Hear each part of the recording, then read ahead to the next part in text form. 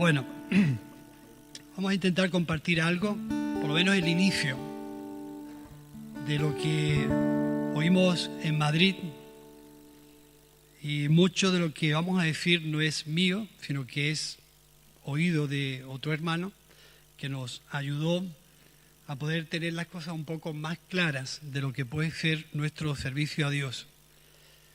La verdad es que el viaje de Madrid fue un viaje interesante, muy productivo. Algunos fuimos peor que otros, pero el hecho de escuchar a otros hermanos de otros sitios, de otros lugares, nos ayudó un poco a tener la perspectiva de Dios más clara, más transparente, no exenta de errores ni de fallos, pero sí un poco una línea más clara si estábamos o no estábamos en la línea de lo que Dios quiere.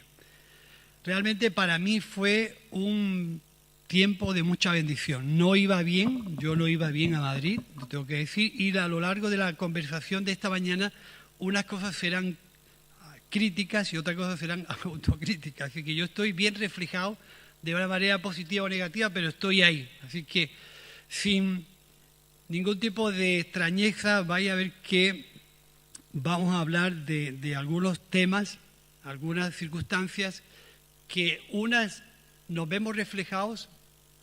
¿Sí? ¿Paco? ¿A Paco? Paco, por aquí te busco.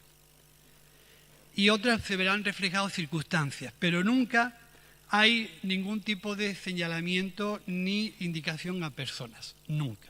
Estamos hablando de algo que nos puede ayudar a clarificar el tiempo que vivimos, el tiempo que vamos a vivir, el tiempo que hemos vivido. Que según lo que escuchamos es muy difícil salirse un poco de lo que es esas tres etapas. Todos vivimos en un pasado que hemos vivido, en un presente que estamos viviendo y en un futuro que algún día viviremos. Y en esas tres dimensiones nos movemos, la Iglesia y cada uno de nosotros. No podemos ocultar nuestro pasado, ni podemos ignorar el presente y tampoco podemos estar todo el tiempo pendiente del futuro, ignorando lo que es el presente. Y a mí me gustaría comenzar con... Él no comenzó con este versículo, pero yo sí. Está en el capítulo 8 del Evangelio de... A ver si lo encuentro.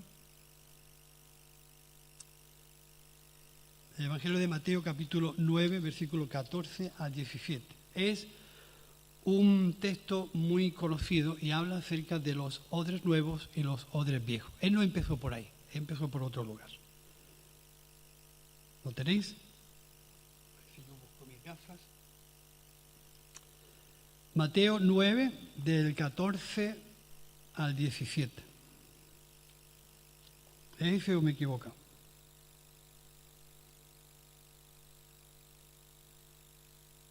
Sí, este es. Entonces dice, entonces se acercaron a Jesús los discípulos de Juan Bautista y le preguntaron, ¿por qué nosotros y los fariseos ayunamos tantas veces y en cambio tus discípulos no ayunan?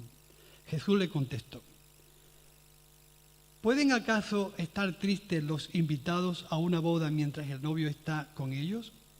Ya llegará el momento en que les faltará el novio y entonces ayunarán. Nadie remienda un vestido viejo en una pieza de tela nueva, porque el remiendo tira de la tela y el roto se hace mayor. Tampoco se echa vino nuevo en odres viejos, porque los odres se revientan y se derrama, y el vino se pierde y los odres. El vino nuevo hay que echarlo en odres nuevos, para que ambas cosas se conserven. Oramos. Padre, en esta mañana te damos gracias por la oportunidad de venir a tu palabra, compartirla y pedirte, oh Dios, que esta palabra se convierta en un rema, en algo vivo en nuestros corazones. Que nos ayude, Señor, a aceptar tu propósito, tu enseñanza nueva para nuestras vidas. Y aquello, Señor, que tú quieres marcar a la Iglesia para que podamos afrontar lo que tú tienes para cada uno de nosotros. En esta mañana te damos gracias por la obra del Espíritu Santo. En el nombre de Jesús. Amén. Toda obra que se va a producir en nuestra vida, en el plano espiritual y en lo que es el futuro de la Iglesia, tiene que estar iniciada y proyectada por el poder del Espíritu Santo y por la iniciativa de Dios. Los humanos tenemos mucha inventiva para hacer, deshacer, inventar, pero lo que Dios quiere provocar en la iglesia o lo lleva Él o no sale bien. Por lo menos es lo poco que he podido llegar a entender hasta los años que tengo. Es importante que entendamos que Dios es quien lleva la iniciativa en todo lo que va a producirse el futuro de la iglesia en el presente y que Dios ha sido el que ha llevado la iniciativa en todo lo que hemos vivido. Y ahí el pasado nosotros lo tenemos que ver no como un ogro, ni como un saco de tristeza, ni como un saco de desencuentro, ni como un saco de enfrentamientos, sino como parte de la obra de Dios que nos ha traído hasta aquí. Porque muchas son las cosas que hemos vivido y de ellas nosotros tenemos que reconocer, como escuchamos muy bien allí, que el pasado hay que honrarlo, hay que dignificarlo, hay que dar gracias a Dios porque muchas de las cosas que hemos vivido y de una manera indudable nos han traído al momento que estamos viviendo. Si no hubiéramos vivido las cosas negativas o positivas de todo lo que ha sido nuestra trayectoria anterior, no estaríamos donde estamos. Es una realidad.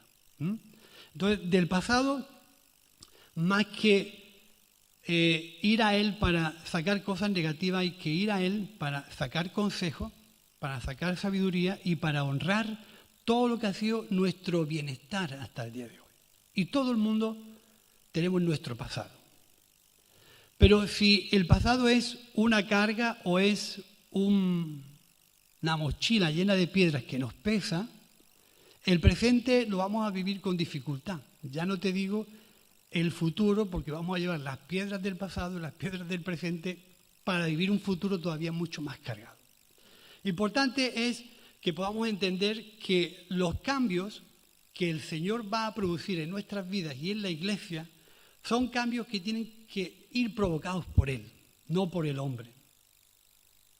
Por mucha iniciativa, inventiva e ideas que tengamos, los cambios deben de ir producidos por la iniciativa del Espíritu Santo y nosotros meternos en esa dinámica y ver lo que Dios está viendo. Ponía un ejemplo importante que compartimos el viernes con todos los hermanos que nos visitaron aquí en Antequera. Y yo lo que voy a hacer es como el loro que repite lo que ha escuchado, porque de sanidad y de salud no entiendo nada, pero escuché eso y me gustó el ejemplo. Todos los seres humanos tienen un sistema inmunológico, ¿sí? Un sistema que se defiende de los virus, las cosas tóxicas que van a complicarle la vida al físico. Y cuando algo malo de fuera entra en el cuerpo, se enciende una alarmita que es la fiebre, dice, algo está pasando por aquí, y nos pone en alarma. Y entonces el cuerpo comienza a defenderse y a protegerse de ese virus que trata de intoxicarlo o de crearle un virus o de molestarlo. Es evidente que lo que explicaba este hombre allí a mí me aclaró mucho la idea acerca de que en muchas ocasiones lo que nos puede salvar la vida lo rechazamos. Y ponía un ejemplo muy curioso y muy ilustrativo que eran los trasplantes que muchos seres humanos padecen a la hora de su salud. Mucha gente el hígado le va mal y le cambian el hígado. Milagrosamente le cambian el hígado. Otra gente le es trasplantado el corazón o un riñón. Pero, ¿qué ocurre? Que muchas veces el cuerpo, decía, pues da falsos positivos. Y entonces lo que viene al cuerpo para ayudarlo y darle la vida, el cuerpo se defiende, ataca y lo rechaza. Entonces físicamente lo que hacen los médicos y la gente que hace ese tipo de cirugías es que le bajan las defensas para que el cuerpo no esté tan fuerte, le implantan el órgano y con el tiempo es aceptado y a través de unos medicamentos del rechazo termina ese órgano siendo aceptado en el cuerpo y funciona. Es algo que no podemos ignorar porque en la salud eso es todos los días. Decía, en el sistema inmunológico, en muchas ocasiones, el cuerpo no entiende lo que le está ocurriendo. Por eso se defiende contra todos los elementos extraños que tratan de entrar dentro del organismo. Y en lugar de aceptar lo que le va a dar la vida, imaginaros, se defiende y lo rechaza. Alguien que tiene una cirrosis hepática, que le cambian el hígado, el cuerpo tiende a rechazar eso. Pero ¿qué ocurre? Si el trasplante no se produce, el cuerpo se muere. Y lo que puede ser librarle la vida, el cuerpo inmediatamente lo rechaza. A mí este ejemplo me ayudó mucho para entender también el siguiente, que es que el sistema inmunológico físico también tenemos un sistema inmunológico emocional. Nuestras emociones, nuestros sentimientos, todo lo que nos ocurre, nos afecta. De tal manera que si algo viene en contra de lo que pensamos, sentimos o con aquello con lo que nos emocionamos, aunque venga para ayudarnos y darnos la vida, en un principio lo rechazamos y no nos gusta. Y eso es algo importante que debemos de entender a la hora de que la enseñanza de Jesús, a través de este texto que hemos leído, estaba transmitiéndole a aquella gente una enseñanza muy profunda. Más que decirle lo mal o lo bien que lo estaban haciendo, lo que estaba intentando es decirle, mira, tenéis que ser funcionales para el reino de Dios. Tenéis que tener una mentalidad y una voluntad y un sentimiento, una actitud con respecto a lo que yo os traigo para que os convirtáis en gente funcionales, en hombres y mujeres de fe. Gente que acepte, fijaros qué importante, que acepte el vino nuevo que yo le traigo, porque eso va a dar la vida. Sin embargo, la respuesta de aquel grupo religioso y la gente que escuchaba a Jesús en su tiempo, lo primero que fue es rechazar. Pero era lo que le iba a dar la vida, era lo que le iba a proporcionar una vida de fe auténtica. Pero ellos, en alguna forma, esa forma de entender a Dios no les venía bien. Era tóxica con referente a su manera de pensar, a su manera de entender a Dios. Ellos tenían ya su plan de defensa, su religiosidad que estaba siendo atacada, que estaba siendo confrontada, y entonces aquellas cosas que Jesús le traía nuevas, en lugar de aceptarlas para que pudieran volver a vivir, lo que hicieron es rechazarlo. A los suyos vino y los suyos no le recibieron.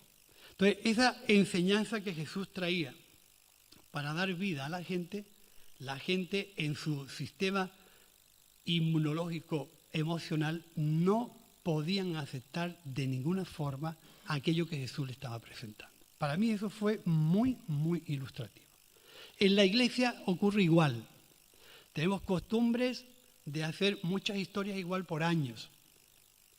Cualquier tipo de cambio, cualquier tipo de innovación, cualquier tipo de renovación, queramos o no reconocerlo, a todos nos afecta y nos toca.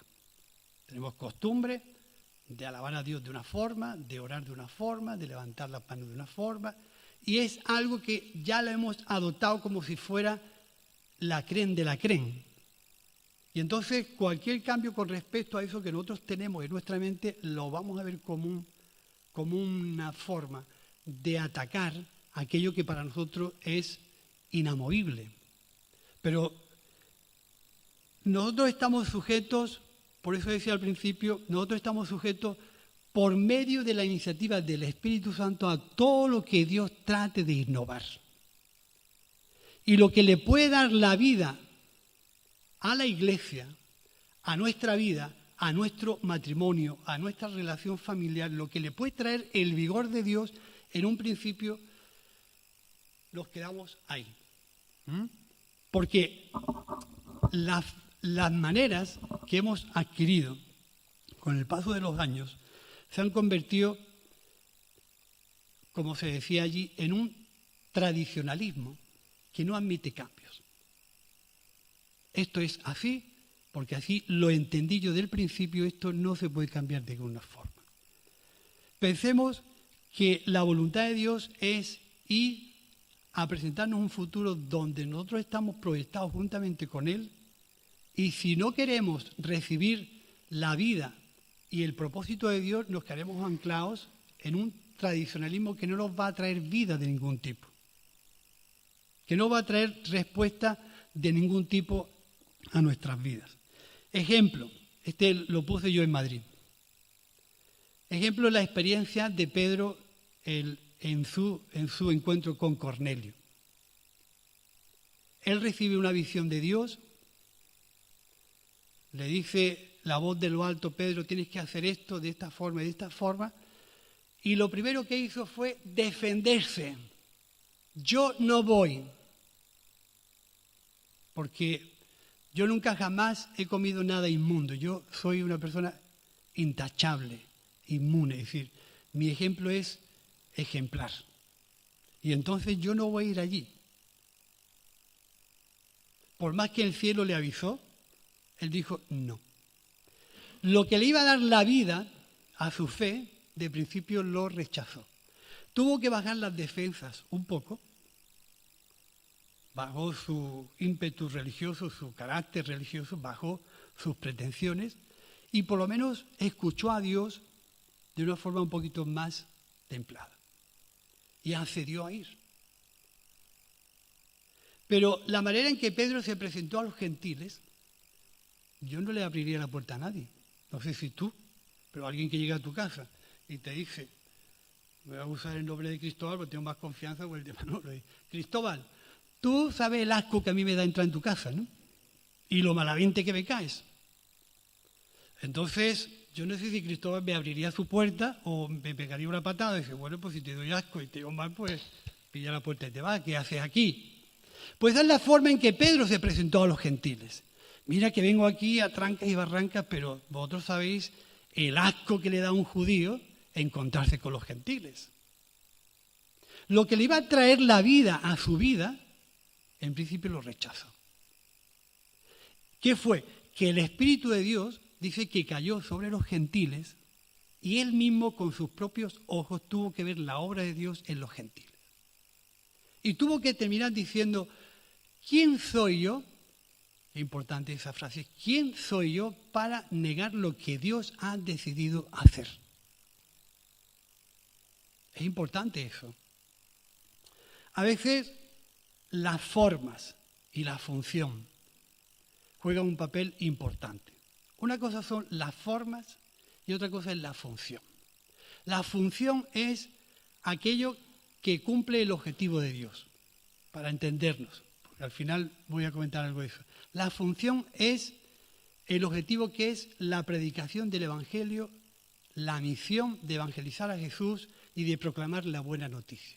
Eso es el final. O sea, a donde nosotros tenemos que mirar es ese. Las formas son diferentes, han sido diferentes en el pasado, son diferentes en el presente y serán diferentes en el futuro. Nos vamos a encontrar con que lo que a nosotros nos produjo una conversión hace 40 años, hoy la gente se convierte de una forma diferente.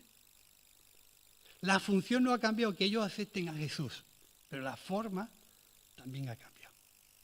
Entonces, a veces nuestro problema es que cuando se ataca la forma, parece que estamos atacando la función y nada por el estilo. Pero a veces cuando usamos malas formas, la función no se hace bien. Todo falla. Ejemplo, todo va en contra de mí. Por eso te dije que yo iba a decir una vez cosas en contra mía. La historia de Moisés. Moisés estaba haciendo un trabajo de consejería, de ayuda, de estar con la gente, mucho trabajo. Y se acerca a Jetro, menos mal que no fue la suegra, que fue el suegro, en este caso fue el suegro, se acerca Jetro y le dice a Moisés: Moisés, no está bien lo que haces. La función que es aconsejar a la gente es genial, pero la forma te estás equivocando redondamente. Porque la forma no era la idónea que una persona tuviera que aconsejar a miles de personas. Era imposible. Muchas veces hemos comenzado tiempos de oración, formas de orar, reuniones en la iglesia que a lo largo del tiempo han cambiado. ¿La función cuál es? Orar. Ahí es donde todo el mundo tenemos que apuntar, a orar juntos, a buscar tiempos de la comunidad de orar juntos. Las formas con el tiempo han cambiado, pero la función continúa, que es orar. ¿Sí o no? Entonces, en muchas ocasiones cuando se habla de lo que es innegociable, de lo que no se puede cambiar, son los principios que nos han traído hasta aquí. Principios que son el argumento, el ABC de lo que es Dios. Dios es creador del cielo, de la tierra y de todo lo que en ellos hay. Y nos ha dado su palabra, que es la Biblia, para que acudamos a ella a buscar la consejería de Dios, a buscar el entendimiento de Dios, la comprensión de Dios. Pero la Biblia no dice lo que yo leo, sino lo que Dios quiere decir. No sé si me entendéis. En muchas ocasiones lo que yo leo en la Biblia no es lo que Dios quiere decir, sino lo que yo quiero entender. Por eso la respuesta de la Biblia en nuestro tiempo, nosotros sacamos de la Biblia las respuestas que queramos. La Biblia dice esto y eso tiene que ser porque así lo leo yo. Pero no es lo que es innegociable, es el principio de Dios. Los principios de Dios son innegociables. Dios es creador del cielo y de la tierra. Cristo es la cabeza de la iglesia es el cuerpo de Cristo, es algo que es innegociable. Pero cuando nosotros nos ponemos a hablar de estos temas en grupo, ocurre que comienzan las versiones. Bueno, el cuerpo en la iglesia es el cuerpo de Cristo, pero es que el cuerpo es así, el cuerpo es para allá, el cuerpo es para allá. Y terminamos cada uno en una vertiente. Por eso es importante que el Espíritu Santo llegue a tomar la iniciativa en todo aquello que entendemos y en todo aquello que le aplicamos a Dios como palabra de Dios. Todo lo que yo digo que la Biblia es palabra de Dios depende del prisma, cómo yo lo esté leyendo, cómo yo lo esté entendiendo. Es que la Biblia dice esto. Cuidado. Cuidado con esa interpretación. Porque eso con el tiempo se convierte en un tradicionalismo que según mi forma de pensar es inamovible. Y entonces cambio las formas por la función. Las formas por los principios. Al principio le llamo forma y a la forma le llamo principio. Y cuando comienzan a ocurrir los cambios en la iglesia, nos sentimos atacados, nos sentimos mal, nos sentimos como que se están metiendo en nuestro sistema inmunológico y nos están metiendo un virus que trata... Y resulta que lo que le puede dar la vida a tu vida y a la iglesia, lo rechazo. ¿Entendéis? Y entonces, fijaros lo importante de lo que Dios quiere hacer con nosotros. Igual que físicamente tenemos un sistema inmunológico que defiende, se protege y ataca todo lo que trata de, en alguna forma, intoxicarnos, la iglesia también tiene un sistema inmunológico emocional y un ADN, como seres vivos que somos. Tu ADN identifica lo que tú eres y se va a defender. Ahora, depende del concepto y de la identidad que yo tenga de mi ADN. ¿Cuál es el ADN de la iglesia? ¿Cuál es el ADN de tu fe? Es importante, porque si el ADN de mi fe y de la iglesia es un sistema eclesial, cúltico, donde para mí lo importante es tener, y eso lo digo, pero lo digo convencido, y dando gracias a Dios por los músicos y por la forma en que ellos nos están ayudando hasta el día de hoy. A mí me gustaría tener un coro gospel ahí cantando tela, con un violín, una trompeta, eso me ilusiona, de siempre ha sido así, ¿me entiendes? Y bueno, y tener todo lo que yo sueño o entiendo, pero ese no es mi ADN, porque eso puede cambiar. Eso puede cambiar. Si mi ADN es solamente venir al culto, ver a los hermanos e irme, el día que yo no tenga culto, ¿qué identidad tendré? No tendré identidad de ningún tipo. Yo tengo que identificarme con un ADN que no cambie con el paso de los años, ni con el paso de las circunstancias, ni con el paso de los problemas, sino que el ADN se mantenga intacto. ¿Cuál es el ADN de la Iglesia y el ADN de mi fe?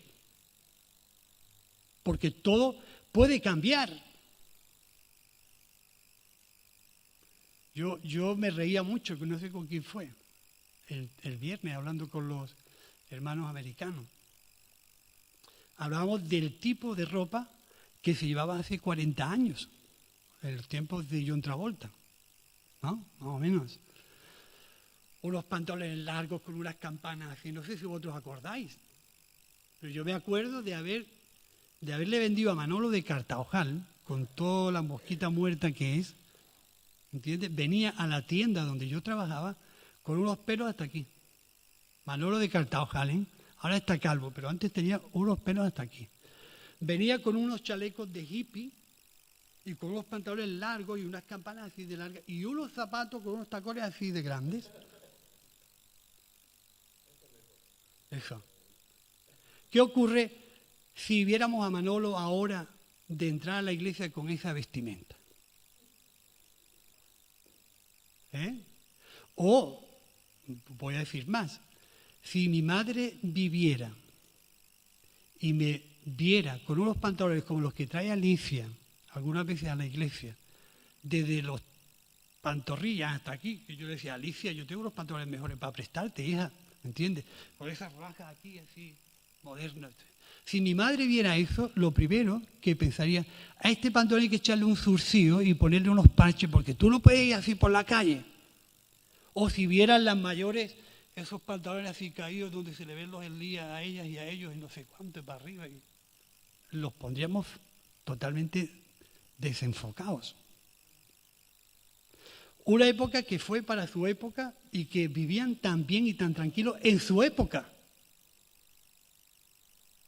Pero esa época sirve para recordar, para aconsejarnos, para apoyarnos, para apreciar ese ambiente, pero no podemos ser rehenes ni estar secuestrados por el pasado, sino que el pasado sirve de consejería, de ayuda y de aliento para disfrutar del presente y preparar un futuro. Debe ser así, ¿no? Fijaros qué interesante. No sé quién tuvo la oportunidad de tener un móvil hace 25 años. ¿Quién tenía móvil hace 25 años? ¿Tú tenías? Antiguamente, hace 25 o 30 años, los primeros móviles, el primer móvil que yo vi, lo vi a Pascual en la playa, un Nokia. Cuando sacó el móvil no era un móvil, era un walkie-talkie de esos así de grandes, que tenía que abrirle la antena para escuchar y llamar. Era un pedazo de mazacote increíble. Servía para llamar y que lo llamaran. Pero después de 30 años, las 30, 40 o 50 aplicaciones modernas que hay en las redes sociales, a ese cacharro es imposible aplicárselas. No tendría capacidad de asimilar la modernidad de los móviles de hoy en día. ¿Sí o no? ¿Qué ocurre? El texto que hemos leído, los odres viejos y los odres nuevos, nosotros tenemos una diferencia contra lo que es inamovible. Y es que somos vasijas de barro en las manos de Dios. Y el vino nuevo que Dios tiene no viene para hacernos daño, no viene para enfrentarnos, no viene para decirnos lo bien o lo mal que lo estamos haciendo, no viene para cumplir ninguna de esas funciones. Viene para enseñarnos el propósito de Dios.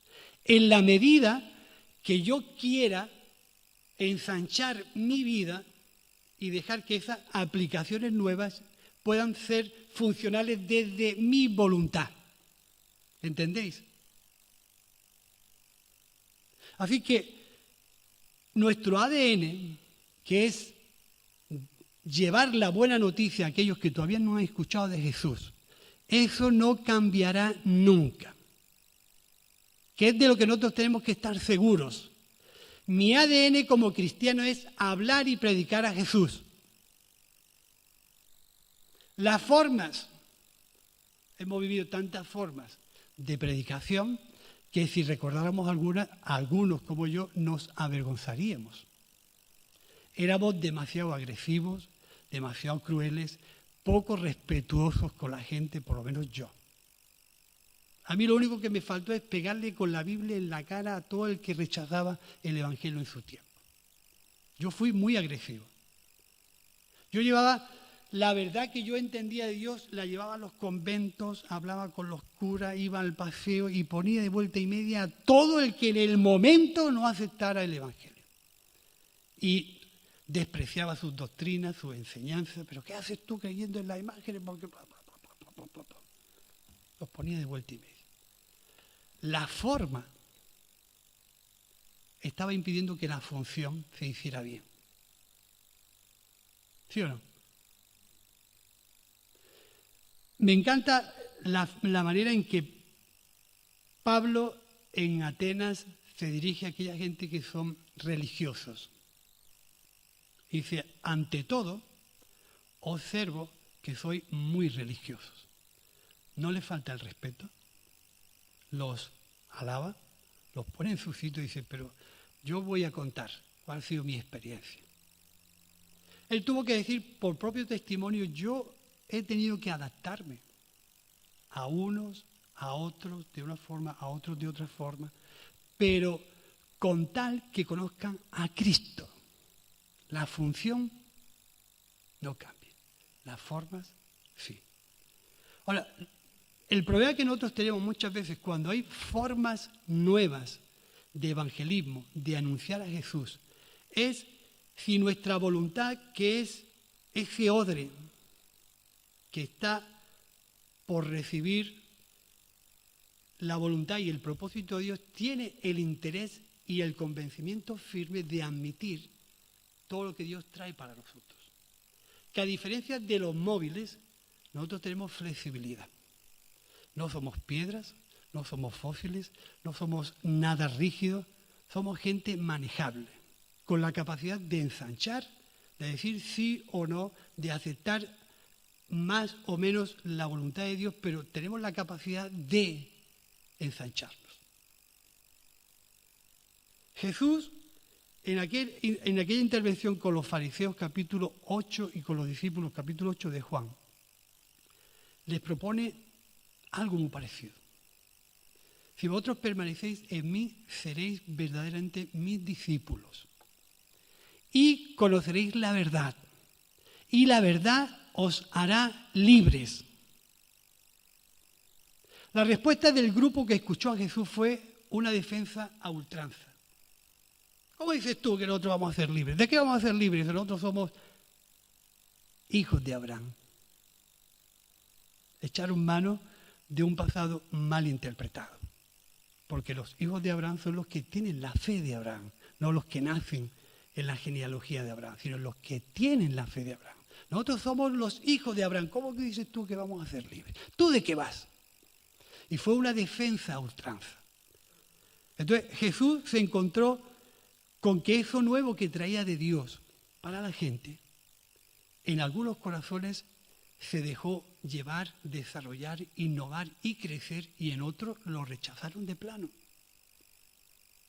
Por eso es muy interesante que nosotros podamos tener claro cuál es nuestro ADN, qué es lo que nos identifica como cristianos. ¿Por qué yo soy un hijo de Dios? O como decía Cristóbal, ¿por qué yo soy un cristiano? ¿Qué me distingue mi cristianismo? ¿Qué distingue mi fe? Cristóbal, que voy a atender a los ancianos a la residencia, eso distingue su fe.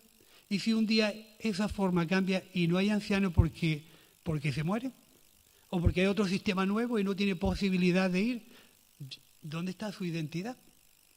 Nosotros vamos a la cárcel y si un día la gente se porta tan bien y tan bien que no hay cárceles, o la gente no se enferma, que no hay hospitales, y ese es nuestro trabajo, nuestro ADN nunca puede ser eso, porque eso cambia con el tiempo. Nuestro ADN tiene que ser hablar de la buena noticia, llevar a Jesús al corazón de la gente que está lejos de Dios. Eso no cambia por años y años y años y años y años. Por eso la centralidad de la Iglesia tiene que estar puesta ahí, en algo que es eterno, en algo que es inamovible, eso es innegociable. Todo lo demás cambia. Ropas, lenguaje, culturas, música, perfiles, todo cambia. Formas de cocinar, de comer, de vestir, todo cambia. Lo que nos queda es ver en qué situación está nuestra identidad como cristianos y como iglesia. ¿Dónde estamos? Nos ha afectado el pasado de tal manera que nos ha inmovilizado en el presente, porque ya no vemos el presente como el pasado, porque vemos el futuro con preocupación. Nos ha afectado que hermanos que estaban aquí ya no están, es decir, todo forma parte del pasado, pero el pasado hay que leerlo bien para enclavar a Dios en el propósito de todo lo que hemos vivido. El ADN es que de la iglesia es que si no están los que estaban ya no tenemos función. Por eso hay que analizarlo. Desde el punto de vista de la interpretación de Dios, lo que hay es que entender bien es que el mandato de Jesús es id y predicar el Evangelio a toda criatura. El que creyere y fuere bautizado, ese será salvo. Ese tiene que ser nuestro gran objetivo. Lo demás puede cambiar todo. Puedo cambiar hasta yo, que sueño mucho con el futuro, que hay planteamientos de futuro, pero yo no voy a ser el líder del futuro, seguramente. Tengo 58 años. Está claro que yo no voy a liderar la iglesia en el futuro. Eso está clarísimo. Pero a mí no me incapacita trabajar en favor de lo que va a ser el futuro. Yo no puedo pretender manejar a la iglesia desde mi punto de vista, porque yo vea o sueñe que esto podríamos tenerlo o hacerlo. Yo no voy a ser el líder de ese futuro, clarísimo.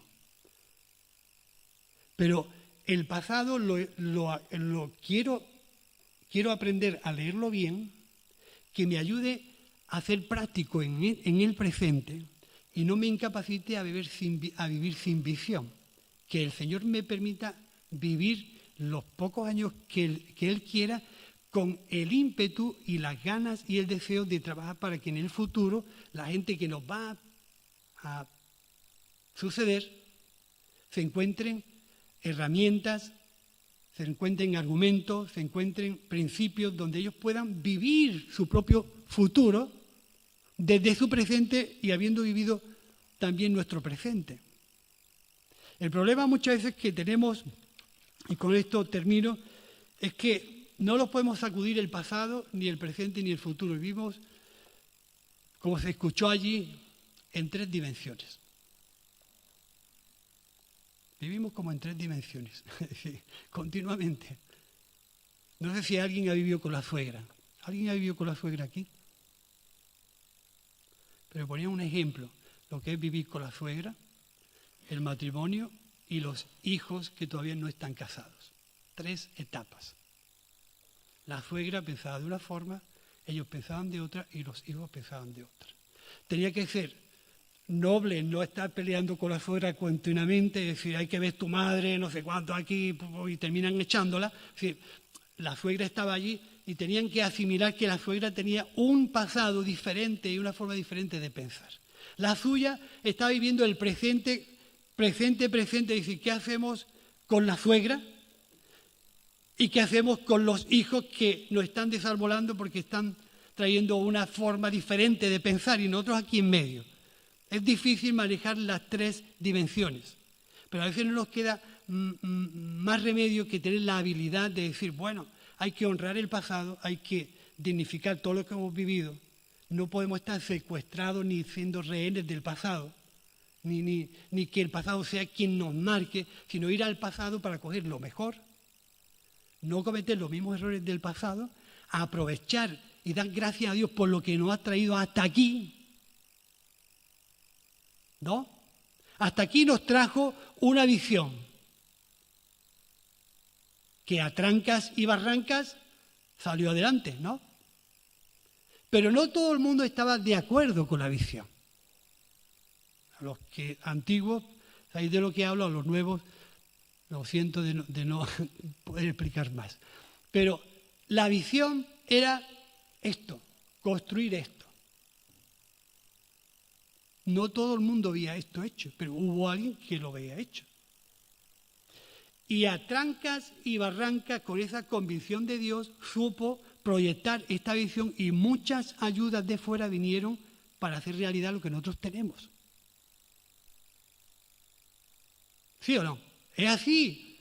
Entonces hay que honrar el propósito de Dios, de cómo inició un trabajo a través de un hombre, de una visión, de una proyección, y el propósito de Dios salió adelante con sus...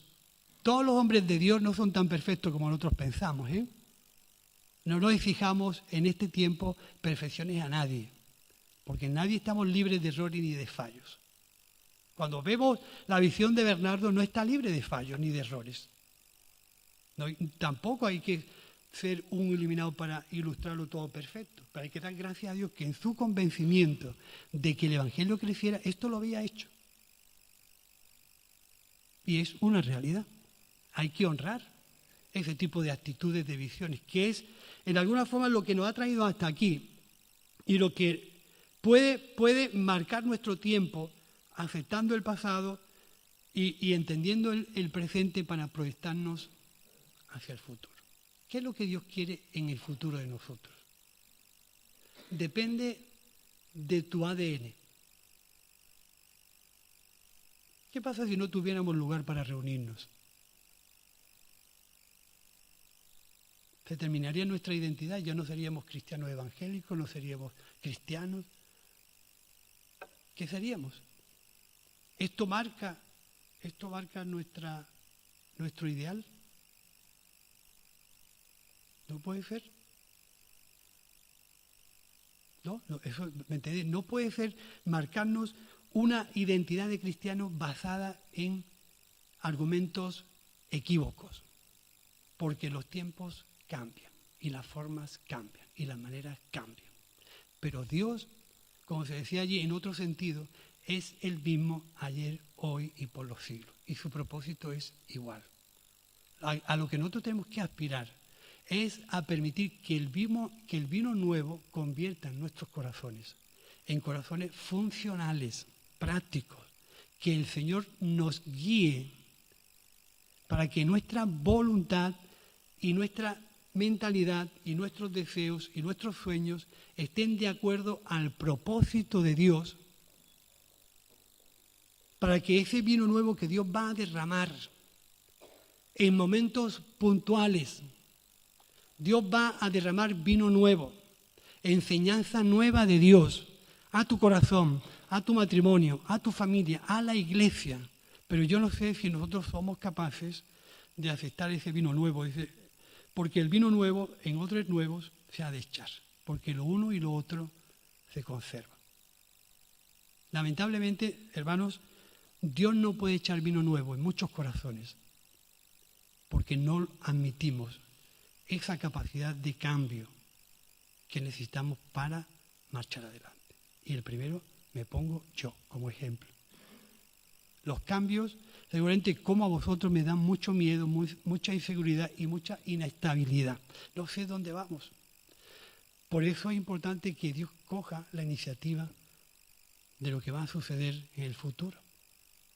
Y yo, lo único que me queda es pues meterme en esa enseñanza y decir, bueno, Señor, si tú quieres usar mi vida para este tiempo presente, Y para el tiempo futuro, me da igual lo que tú quieras transformar. Me da igual lo que tú quieras tocar. Hacía tiempo que yo no meditaba en esto delante de Dios, pero entiendo, Señor, que es algo que tiene que ocurrir en mi vida, en mi familia, en mi casa, en la iglesia, porque si no me voy a fosilizar, me voy a petrificar. Las piedras son lo único que no cambian por años y años y años y años y años. Y tengo un ejemplo claro que yo viví con Ana.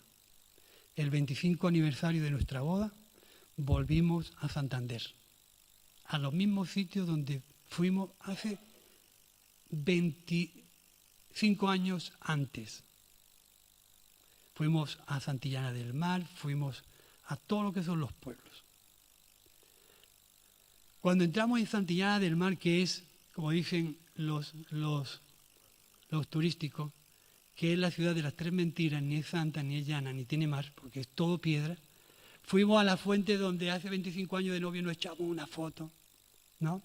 Y volvimos a mirar la foto, digo, aquí lo único que ha pasado es nuestros años y las canas, porque las piedras siguen exactamente igual y nosotros somos más viejos. Todo igual menos nosotros que éramos 25 años más mayores. Por eso, hermano, nos puede pasar cuando nuestra fe no admite una flexibilidad para que Dios haga lo que Él quiere hacer. Ojalá podamos asimilar esto como una enseñanza que viene no a llamarnos la atención, no a decir lo mal o lo bien que lo estamos haciendo, no. Esto viene con la capacidad de Dios para hacernos funcionales, gente que funciona de acuerdo al propósito de Dios. Y ahí es donde nosotros tenemos que analizarlos. Piensa bien cuál es tu ADN. Y si Dios te habla y me habla de aquellas cosas que tenemos que innovar y cambiar, la solución y la decisión es tuya y de nadie más. Pero piensa que a veces las formas no cumplen la función, aunque tengan buena intención. Así que Dios me habló a mí, no está bien lo que haces, me habló a mí. Me habló a mí, no sé si tú has recibido de Dios algo esta mañana. Nos ponemos en pie y oramos y damos gracias a Dios por la oportunidad de acercarnos a la palabra y poder permitirnos que ella nos transforme.